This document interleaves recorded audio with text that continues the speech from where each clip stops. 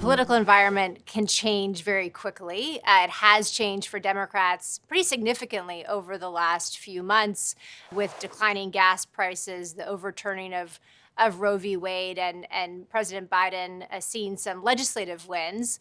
With that said, our base case for the midterms, if the election were held today, is that Republicans would still win back the House. Democrats have a very small majority, only a 5-seat majority in the House, and because of redistricting and retirements in some key districts, and also generally a pretty negative view on the economy among voters on both sides of the aisle, we still expect Republicans to take back the House, albeit by a smaller majority than they would have if the election had been held at the beginning of the summer. The Senate is truly a kind of a different ball of wax. Only 35 of the 100 are up for re-election. Of those 35, Democrats are actually defending fewer seats than Republicans. Ostensibly, though, the control of the Senate will really come down just to a handful of races. Those include Nevada, Georgia, Pennsylvania, and Wisconsin. Ohio and Colorado and Arizona may also be important. I think our view at this point is the Senate really is a toss-up, maybe with slight odds favoring Democrats controlling the Senate, but really probably more of a jump ball.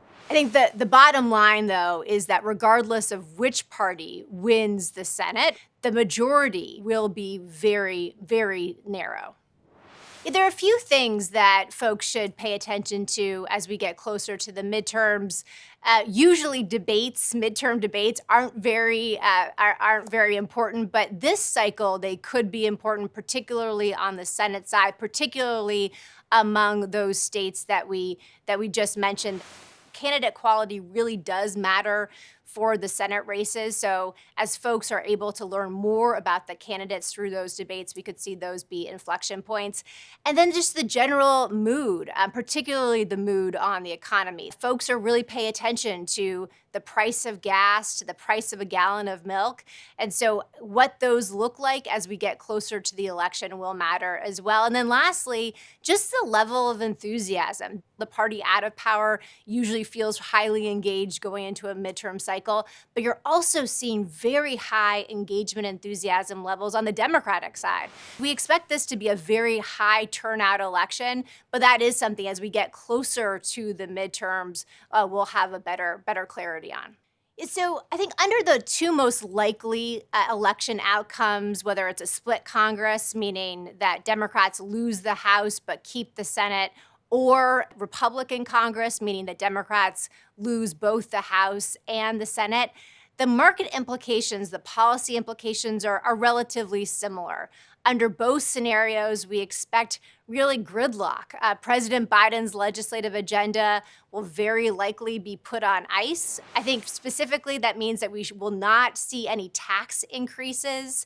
The next real inflection point for taxes will be when President Trump's tax cuts expire at the end of 2025. We should also expect more oversight of the Biden administration on things like the troop withdrawal from Afghanistan, what's happening at the southern border, and on the recently announced student loan policy. And in fact, if Republicans take the House, I think we should expect them to bring a lawsuit trying to stop that student loan cancellation policy. So legislative agenda frozen, more oversight of the Biden administration, also more policy volatility on things like funding the government, on raising the debt ceiling. So we could see some subsequent market volatility associated with that. And then lastly, the most important point is that we should expect not to see fiscal support like we have over the last 3 years. We basically had not only kind of a punch bowl in terms of monetary policy, a very accommodative monetary policy, we've also had very accommodative fiscal policy. The Fed, of course, is sort of taking that accommodation away. And I think very, very likely, if Republicans at least win back one chamber of Congress, we should see something very similar, sort of a fiscal policy retrenchment. This is even in the case should the economy slow into recession. So this sort of fiscal put, so to speak, is not necessarily something that investors can rely on.